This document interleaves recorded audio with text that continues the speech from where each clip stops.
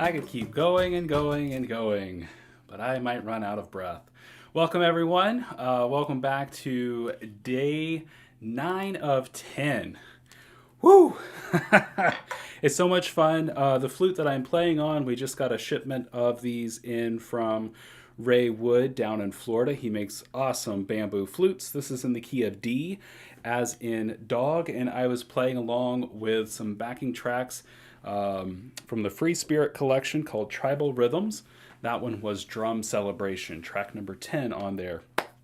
I've really been looking forward to this session in particular because we get to go between the lines a little bit of content, and this is what I love about these Ask Me Anything or Q&A sessions, is that we get to cover these things. Today we may go a little longer just based on answering questions, and as things come in the chat, I'll do my best to try to help with those things.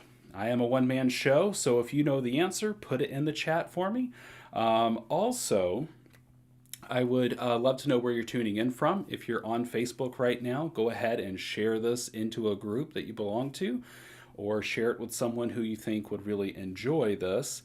And if you're on YouTube, subscribe. There, how about that? Okay, let's jump in. I've got 10 questions on a document here. I am planning on sharing my screen, sharing some resources with you to kind of back up what I'm saying or to help explain some of the things that I'm doing and answering. So let me go ahead and welcome those of you that are live. I see Bob, Joan, Michelle, Karen, Van Roy, Tommy, Judith, Kenrick, Lee, Tommy, Jerry, Betty, Christine, Lindy, Weber, Tiffany, Bernard, Neoka, James. Awesome. John. Love it. Love it. Love it. Love it. Thank you. Thank you so much for being here live. If I missed your name, I'm sorry. Sometimes this program doesn't show the name, so I'm not quite sure. Okay, so I think there are a couple of questions already that have popped up here. Nice song, good little tune. Thank you. Happy, fun stuff. Karen says, I'm already a member and tried to add a year to your special offer. It wouldn't let me because I was already a member. I have an email in my inbox from you, I believe, that I had planned to get to and haven't yet. I will get you taken care of. If your billing cycle is still active and you haven't dropped out, we'll have to do some manual work, but we'll get you in, don't worry. We are celebrating my birthday. We're also promoting the Horizons Plus membership. Today we had a lot of new members. Thank you for signing up for this, for Horizons Plus, a great community, a lot of great resources for you. And I'm so thrilled and happy to have you in our Horizons Plus membership. Thank you. We do have a promotion going on right now for our biannual and annual plans. They're 43% off based on our monthly rate that went into effect the beginning of this year. So this is a great time to jump in and join us for awesome workshops. You get access to courses, Q&A sessions, both live and recorded. We had one today, flute circles. We'll talk more about this as we go on. James asks here, for certain scales, do you recommend that the player find a tune based on that scale as opposed to trying to play the scale tuned to the pentatonic minor? We talked a little bit about exploring different styles and scales. I forget which day it was, to be honest with you, but it's in one of these. Maybe it was day 5. Learning scales can affect the mood in how you play your music. And yes, some of them do require cross-fingering and half-holing, which this is something that you should look at. This is something you should consider because it's going to break you outside of patterns. It's also going to help you when you're playing by ear, help you find the note faster because you know where that certain pitch is inside of your flute. That's something that I look at when I was playing this little thing. I did a little chromatic work down, and we'll talk about the chromatic scale here today with one of the other questions that we have. Karen says, what were you playing? I was playing what I felt like playing. It was a Tribal Rhythms backing track with a high D flute from Ray Wood. And those backing tracks are available on my website, as is that flute. Like I said, we just got a batch of those flutes in. Okay, lots of stuff coming in. Tommy, thanks for picking up that. Question: how to pick a key that would harmonize with the backing track's root key? Okay, that one's a little bit more of a challenge. I think something in here might help you. And as we get into tomorrow's content where we're going to be jamming together, I'll pick that one up. Let me get to the ones that I do have here. We have this question: can I play your sheet music with a 5-hole flute? Yes, it may take a little work.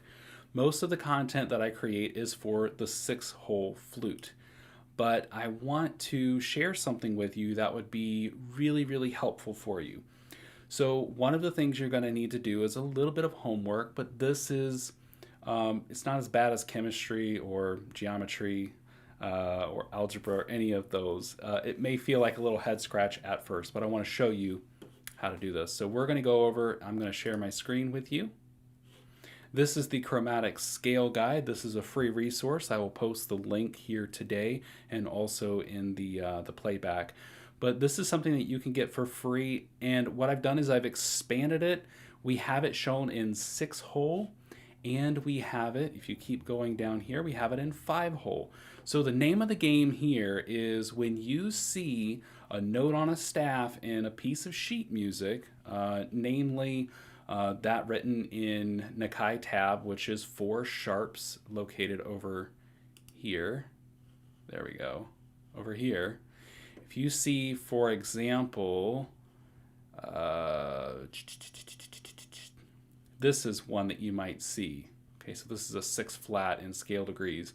So if you identify this on a piece of sheet music, this is likely the position that you'll need to take on your flute. There are also, at the bottom of this resource, you'll find down here in orange, you'll find alternate fingerings for that, because the name of this game also is to make sure that you are actually playing the note you need to play. So what you'll do is, in this giant grid of all these letters, you're going to start, if you have the key of flute in the key of E here, you're going to find it here, you're going to play it into a tuner. Be mindful, if you have a 432 hertz flute or a 440, you want to adjust your tuner for that. There is a resource here where I name Sound Core Set is a great tuner for that. And so you'll find your key of flute here, and then walk across from left to right like you're reading a book.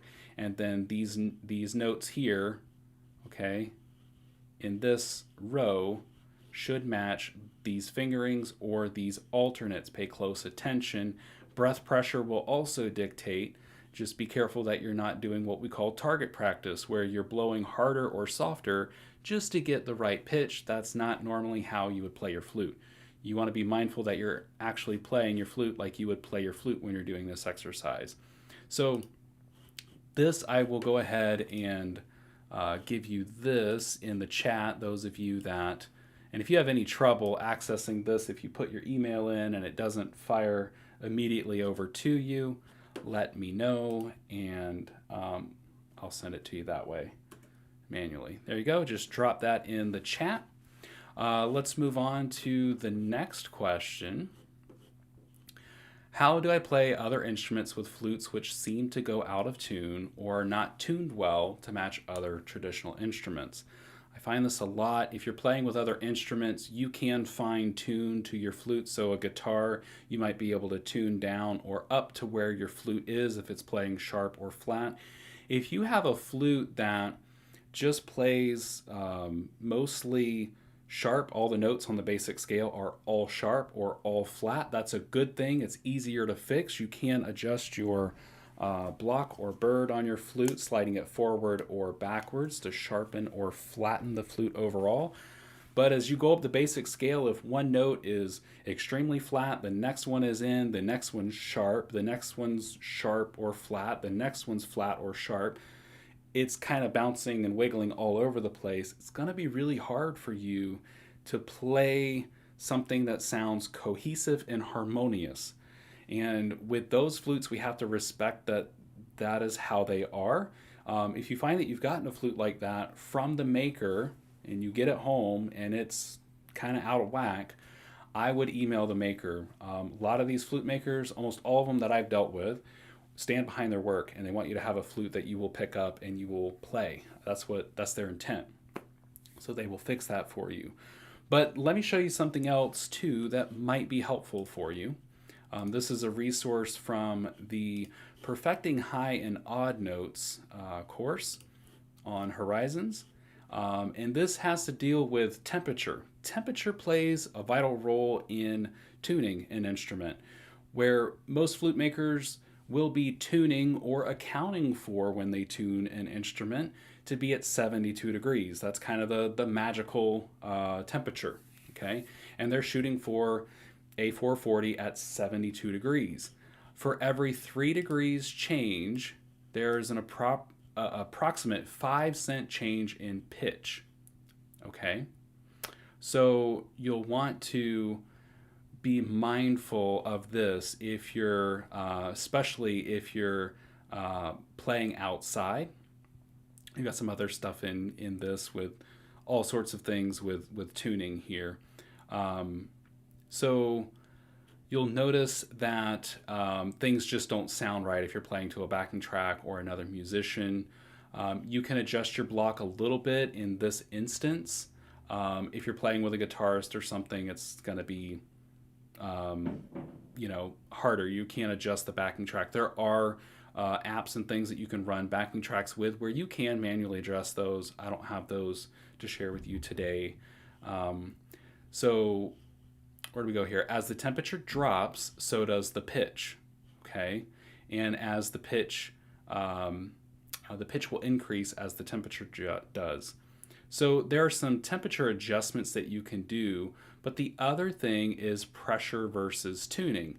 So again, you want to be mindful of the pressure if you're playing soft or if you're playing with a lot of volume. There's a lot of reading material. If you're a member of Horizons Plus, you have access to this course and this whole entire guide, all the stuff really. Or if you've purchased the Perfecting High and Odd Notes course a la carte, you also have access to this particular resource as well. Whew. Talking a lot. Okay, here's the next question. I'm just going to roll through these. I know I'm spilling a lot of content for you. How long does it take to learn the basics of the native flute? Honestly, it depends on the person. Usually within a couple of sessions, you're going to be able to, within your first session, you're going to be able to kind of get a feel for the flute, but it may take a few. And really just practicing, working, getting a feel for the flute. Don't try to do too much right out of the gate. Just walk up and down that scale. Generally, what I see is people that are brand new to the flute, don't have any other musical experience or woodwind instruments or experience. Once they go through the Beginning Your Journey course, a course that I have set up, they have a really solid foundation of how to move through the flute. They're already lifting that third finger from the top, working on the half hole and some embellishments. How fast you go through the course is not important. How much and how well you retain that information is the most important thing. It is not a race, okay? I'm not going to hand you a flute today and in 3 months you should be playing a concert. So just take your time with it, and every flute that you add to your collection is going to teach you something about the flute. They all have different voices and different things. Here's another question that I get quite a bit, and let me know if you're still in the chat with us today. It's got a little quiet there. Another question that we've gotten, are there health concerns with playing the native flute? There are 3 really that I can think of. Again, really depends on the person, and beyond any of this, I am not a doctor, I am not a medical professional, I am not going to pretend to be one. So But there are three things that I've kind of outlined here. And above all of this, listen to your body. Listen to your body. If you have pain, if you're noticing something, you want to become aware of that and address it. Okay, so prolonged and repetitive playing can lead to discomfort and injuries, namely in neck, shoulders, back, wrists, and hands. These are the most engaged part of playing when it comes to our body. It can escalate things like tendonitis or carpal tunnel. One of the things in Horizons we do have to address this is we recently did a two-part workshop with Melissa Spencer. Hi, Melissa. Where she walked through every part, starting at your feet, going from feet all the way up to your head, and addresses things like good posture, stretches that you can do before, after, and during playing. These are really, really important, especially those that have underlying conditions like arthritis. The other thing that we see is hearing concerns. As we age, we lose some of that finesse in hearing. So, extended exposure to loud music. Now, we're not playing rock and roll band music, but for those of you that are playing backing tracks with headphones, there can be some concern for how loud you're listening to the music. So just be mindful of that. And respiratory issues. You're going to be working with your lungs, your diaphragm, breathing. And so those with pre-existing respiratory issues, I hear a lot from folks who have asthma. So playing a wind instrument can be associated with a higher risk of, sore throats and airway conditions. If you have asthma, one thing that may help is to pick a flute that has more back pressure or more resistance. Flutes that don't have a lot of resistance or back pressure, it feels like you're blowing into it and the note is escaping, and you just don't have the lung capacity to play longer tones. So flute choice is a really good thing there. So, okay, I see some. Jamie asked, "What about different keys? Flutes playing together? Do you have a chart?" I do have a chart. It's called the harmonizing. Some of us know it as the circle of fifths. And one thing that we also have in the multi-chambered flutes course and in the resource library in Horizons is the harmonizing key chart for you. It's in a grid form. You can print that out. We hand those out at flute schools. And they are business card size, so you keep them in your wallet or your flute case, flute bag, etc. Another question here, this is a really good question, I get this one quite a bit. Is there a good methodology to building out the keys in one's flute collection? I have one A and two F sharp flutes, long story, and I'm curious which keys I should focus on my next purchase. A lot of folks, their first purchase of a flute is somewhere in the mid-range, A, G, or F sharp. And while a lot of folks are drawn to the lower tones, we have to consider hand size and reach. Okay. Also, how tall you are. A lot of times when someone's asking me about a flute, I'll say, how tall are you and what's your ring size? Because that's going to tell me a little bit more about your fingers, because you could be tall but have really thin fingers and not have good pads. So anyway, a good methodology, if you have a mid-range A, G, or F sharp, I recommend getting something a little higher. So maybe in the key of C, that'd be one key below this key.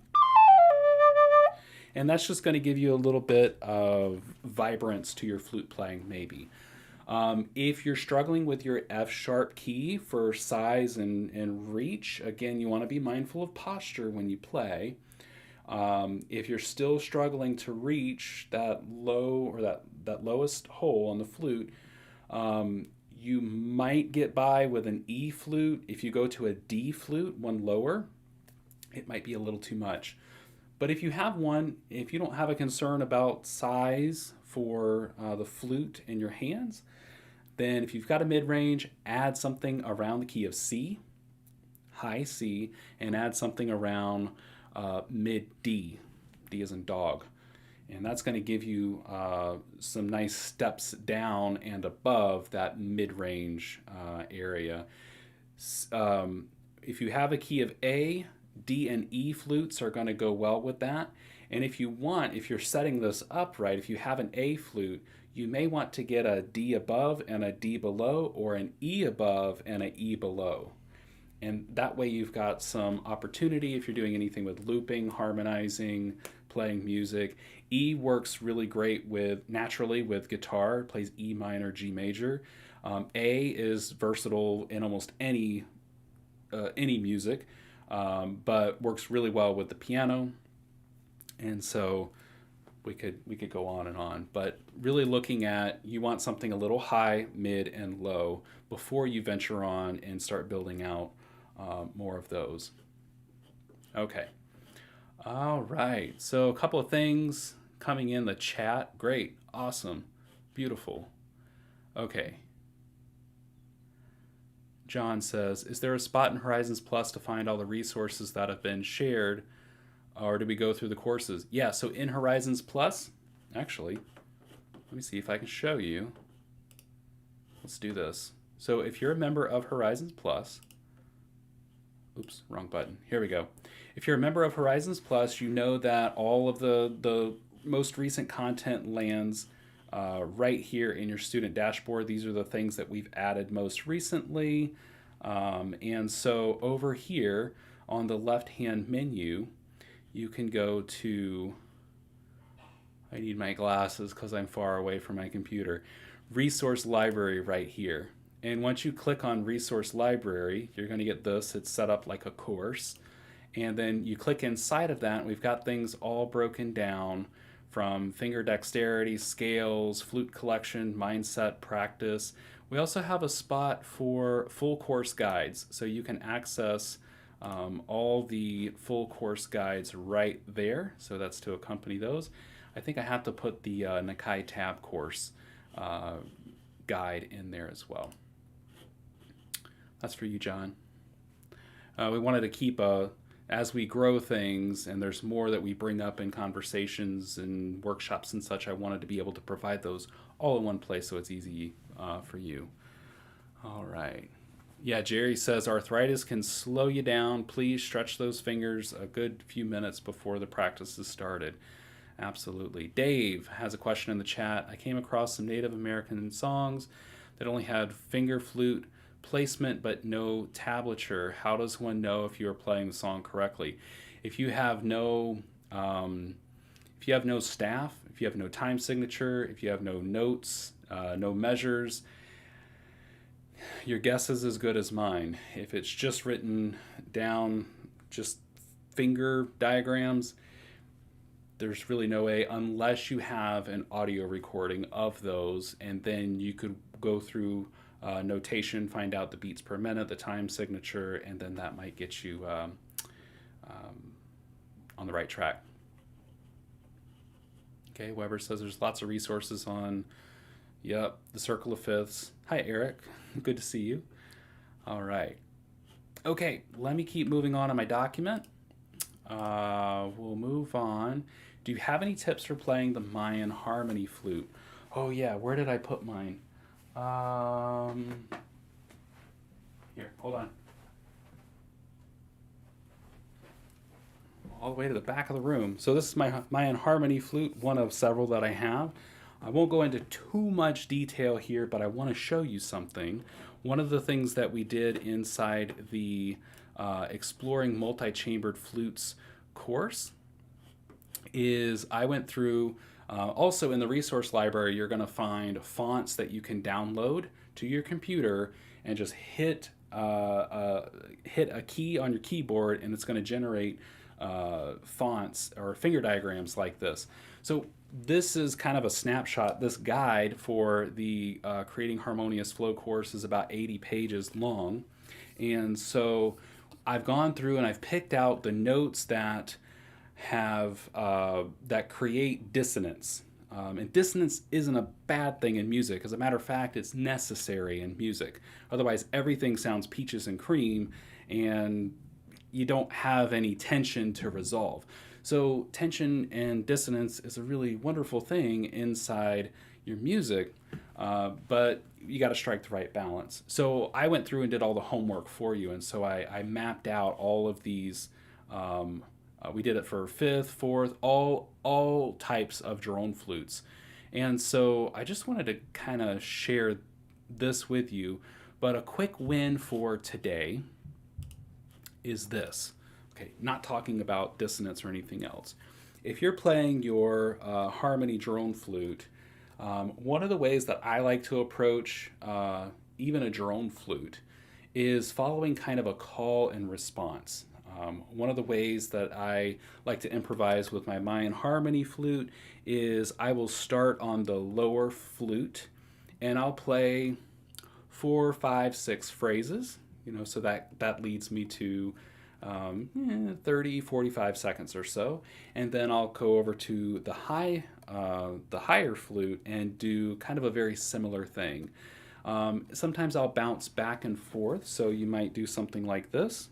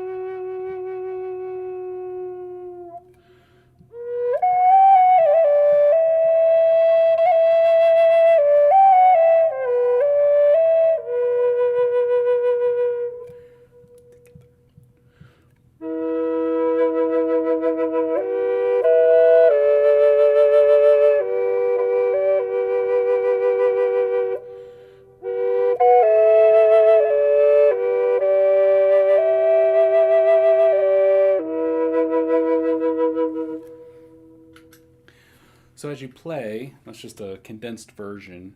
As you play, be mindful of your phrasing, add space, but have a conversation between the two flutes and then allow them some time to play together. This follows a very similar tool that I shared with you already in these live streams, the 3-2-1 limiter. Play on this side for 30 seconds, play on this side for 30 seconds, do whatever you want for 30 seconds, then go back to this side and then back to this side.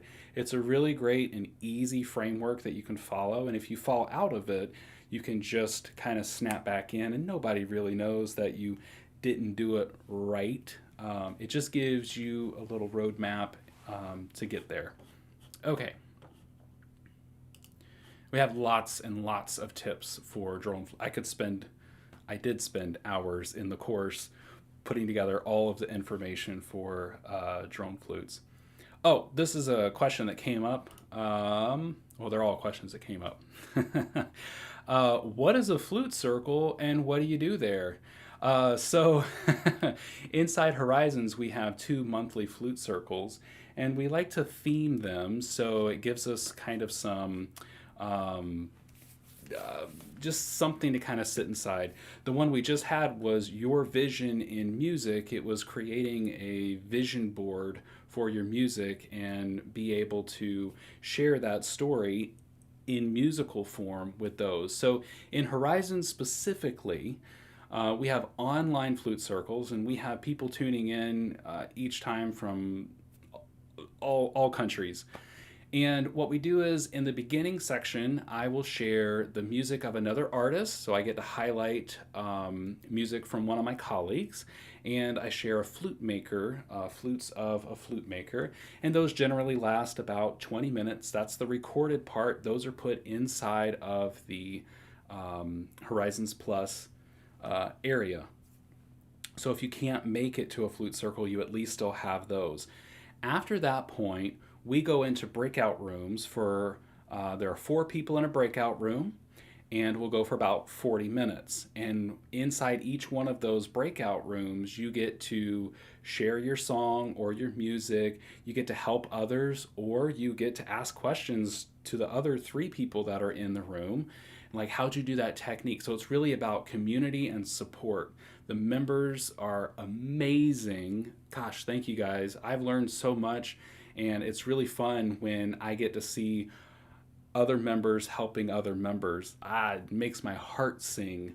But there are other types of flute circles. There are even in-person flute circles. And I'm sending you a resource in the chat. The World Flute Society has an index of in-person flute circles.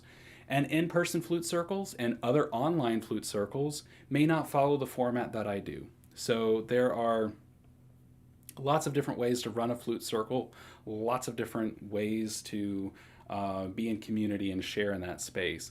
This is just how I found to kind of be good footing and a good pace for us. Now we do that in the Flute Circles on Horizons.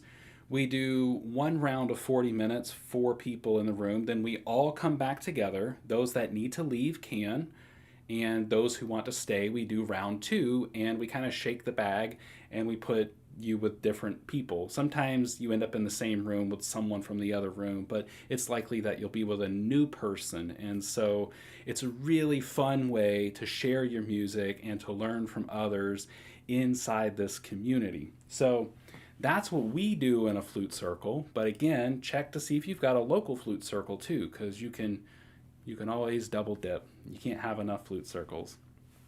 This is another question pertaining to Horizons. As a member of Horizons, do I have access to what I have already subscribed to, like the older material, and how does that work? For as long as you're a member of Horizons, you have access to everything past and present. We are always adding new content in there. So as we do Q&A sessions, as we do workshops, as I release new courses, you get access to those being a member. This year we launched the Understanding Nakai Tablature course. Members got it as part of their membership dues. And I have one other course, maybe 2 other courses that I want to do this year. Definitely one.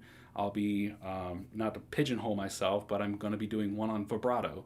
And then later next year, I've got my eyes on 2 other courses. So you get access to that. We categorize things by topic. We are overhauling some stuff, but it's going to take a little time to where we're going to set things up. Instead of seeing the latest content first, it's going to be a little more organized by some by level. We'll have level specific content, but we'll also have kind of genre specific. So we've got some things around recording and performing, breath work and phrasing, improvising or songwriting, recording program, notating music, all of those. So we'll kind of put stuff into categories to help you find it a little easier. Let's keep moving on.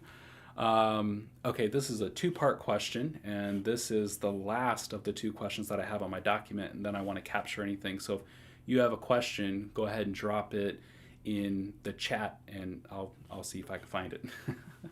Okay.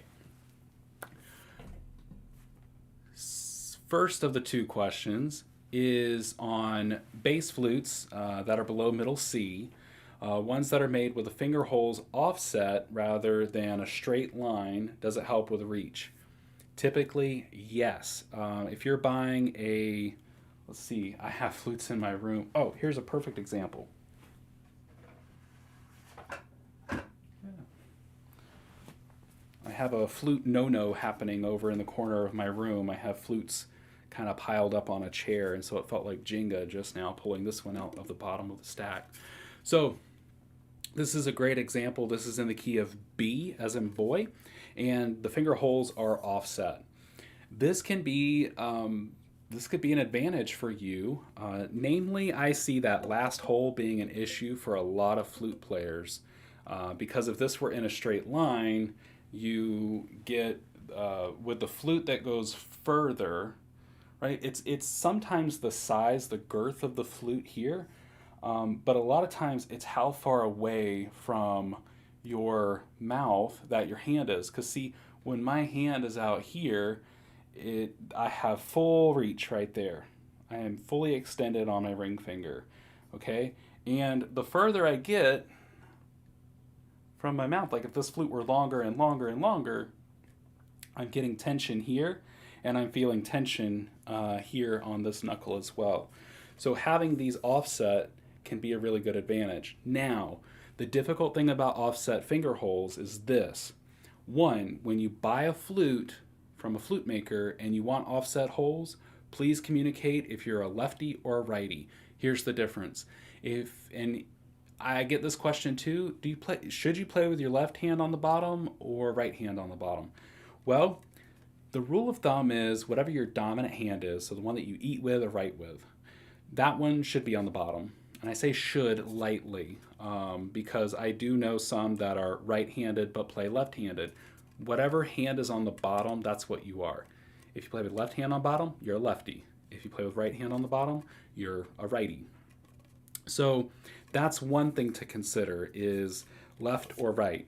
Now the other thing is our finger length is different. Yours may be different than mine.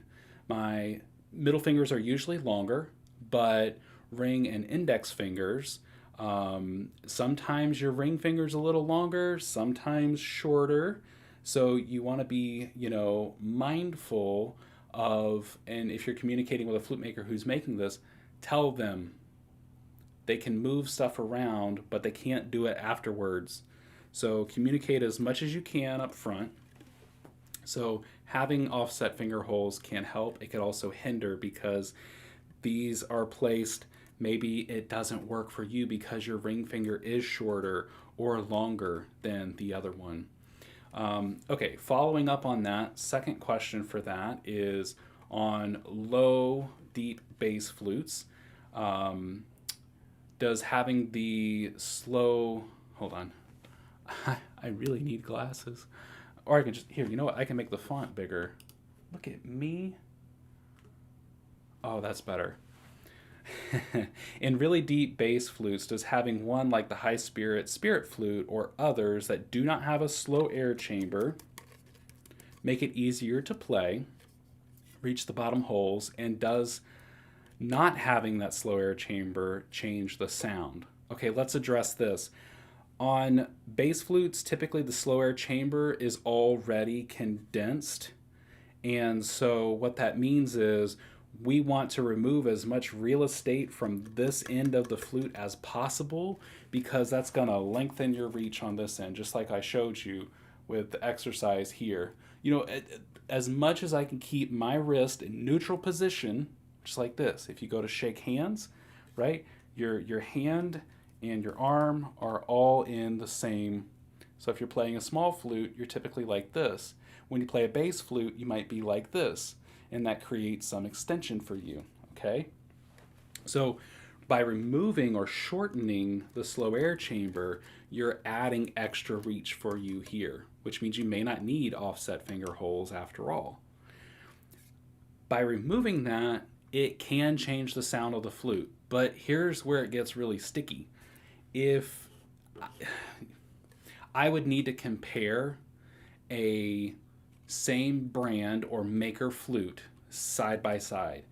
And the best way I can do this is with maybe a high spirit flute, right? Because they make both. Okay. So let's talk about, I wish I had some to play for you. You'd be able to hear the difference. The flue and the opening on the spirit flutes are a little larger, which could lead to maybe a little bit more of an airy or breathy, textured sound. It could be a little smoother and cleaner on a flute that does have the slow air chamber built in. The other advantage to having a flute that has the slow air chamber built in is that you get to move the block. We talked earlier about temperature and tuning, so this comes into play as well. You can't do that on those that are fixed onto the flute. So just some considerations. I don't have a preference either way, and I don't want to push my opinion on you because you need to build your preference. And I'll say this, that Every flute has its own voice. And I've shared this before with students. I was in a recording project. I reached for my go-to E flute, and the pitch was perfect. It was in pitch, worked great. But something about the sound of the flute just didn't match. And this was a flute that had a cleaner sound to it. That's kind of what I prefer, and it just wasn't working. And so I looked around my room, and I said, "What other E flutes do I have?" There's one. There's one. Cool. Let me try this.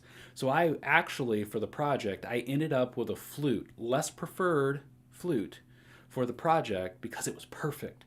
It was in pitch, and it had the texture to the voice that I really needed for that song. The name of that song is on my album Balance. The name of the song is Living Your Power. It's in the key of E, so check that out. Okay, that's what I have here on the document. And let me see what we have in the chat. Good, lots of stuff is coming through. Wow, that flute circle sounds awesome. Yes, come join us. We have 2 of those a month if you're a Horizons Plus member. And again, we have a promotion going on until tomorrow, July 10th, where you can get in our annual or biannual plan. Biannual plan is $149. Annual plan is $299 a year. And when you sign up for those, we're going to send you a free t-shirt. We just ask that you pay the shipping for that. And I want you to think about how much a music lesson costs and how much you get in value in the membership. Q&As, flute circles, workshops, courses. There's a lot there for you. Even if you don't want to learn a whole lot, you can just come and hang out and play music. You can have that too.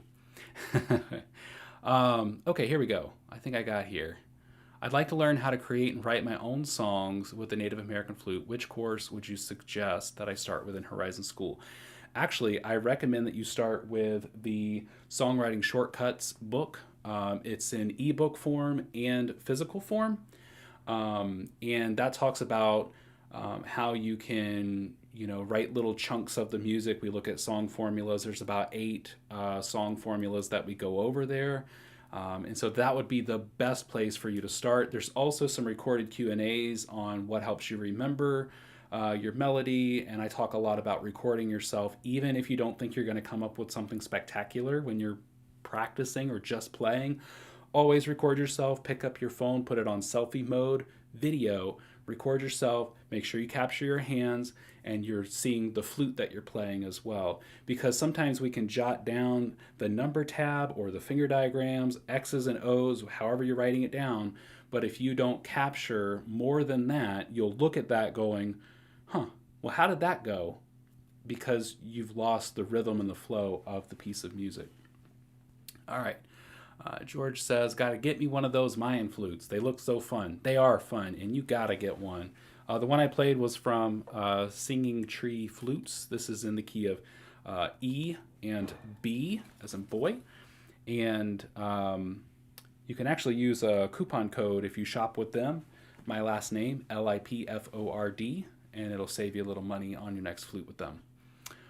Steve, am I going to eventually have to be able to read music to be able to play the songs in your songbooks or even other songs? Asking because at my age, not sure that I'll be able to do that. No. This is why we offer in the songbooks, we have 3 different versions of the same song. We offer them with finger diagrams and embellishments, and then a version without either. So it's just the staff of music. So whatever level player you are, if you need finger diagrams or you don't, then we've got a song for you. In Songbook Volume 1, the learning resources for that particular one, you get to see my hands play. But the thing is, I'm human and I don't play my songs the exact same way that they're recorded. So there are some small discrepancies in how I'm playing versus what the song written is. And that's normal. And I would expect that when you play a song, you play it a little differently as well. In Songbook 2, we actually animated the sheet music and have the, like in the old sing-alongs. They've got the bubble or the dot that kind of goes, or the ball that goes along with the lyrics. Well, we have a red cursor that moves through, and the page never turns. It's just a continuous scroll, and so you get to see it move through the music. It's a wonderful, wonderful resource. That's a great way to learn songs. The songbook tutorial courses, that's the only courses that are not in the membership because they are a standalone product to go along with the songbooks. And so we had to make that distinguishing thing. That's kind of the only thing that's not in the membership. So I just wanted to let you know in case you were looking at that. Let's see, James. Okay, let's see, not a question. Okay. Yep. Laurie says Kalani Das also has 2 times a month, part of his Patreon membership. It's a lot of fun and on Zoom. Yep. Kalani's awesome. He's cool. Fun to play with. What is the flute in your hand? I think I just bought one by the same maker through your name, Ron Stutz, but I don't recognize that design. Oh, this one, the Mayan flute. Yeah. Singing Tree Flutes, Miguel Medina. Tommy says, I'm a lefty, and after 2 small strokes, my flute maker made my flutes holes offset. Yep. Yeah, flute makers, if you communicate with them, they can usually work something around. All right. Okay. Yes, Lee, great point, and I covered this in an old YouTube video, tips on playing bass flutes. If you hold flutes that are larger more vertically than horizontally, it makes them much easier to play and puts the wrist in the natural position. Exactly. So I cover that in tips for playing bass flutes. You want to make sure that when you're playing your flute, I know I see a lot of you playing the flute like this. And there's nothing particularly wrong with that, but just be mindful of how much stress it's causing for that extension of your ring finger and that kink. Even on a mid-range A flute like this, it feels so much better to play here. You don't have to play it with it up against your body like this. You'll want to just kind of push out a nice 45-degree angle. Just make sure your shoulders, they're not tight up to your ears, and they're not slouched either, but they're just nice and a good posture. And don't look down at the ground when you play your flute, because saliva will leak out of your mouth into your flute and it will water out faster. Awesome. Okay, well, I think that's all the questions that I have, and it's getting very close to the time for me. I have to jump on another call here soon. Thank you guys for sticking around with me. Thanks for all the thumbs up, the likes, the shares, the hearts. I really appreciate that. And I never want to push you into anything. That's not how I do this. But if you're considering joining Horizons, this is one of the best times for it. We'd love to have you there. There are so many people, members inside already, that can't wait to play music with you. Can't wait to be in that community with you. And the other thing that we have is a private community off of social media. So I do have a Facebook group, Growing as a Flute Player. That's a free Facebook group, but we have a members only group off of social media because we have a lot of members who don't want to play the social media game. No problem. So we have that cooked right inside natively. Every Wednesday I send updates about upcoming events. Register for this. This was just put into the membership. So you're going to hear from me a lot and be in communication with me. So I want to play for you guys on my way out. I'm going to be playing a mid-range A flute made by Stellar Flutes. This is in Eastern Cedar. And actually, let me do something here while I am here. We'll give you a little... let me know what your favorite key of flute is. If you have a favorite key of flute, that would be awesome to hear.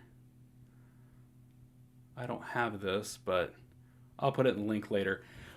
look this video up on YouTube later. Look in the description below. I'll give you a little discount code for Stellar Flutes as well. For right now, and remember, join us tomorrow and you get to jam along with me. We may use this next track. We'll see how this goes. Let me know if you like this track and you want to jam along with it tomorrow. 5 o'clock tomorrow. I'll see you there. Guys, thanks so much. It's great to see you.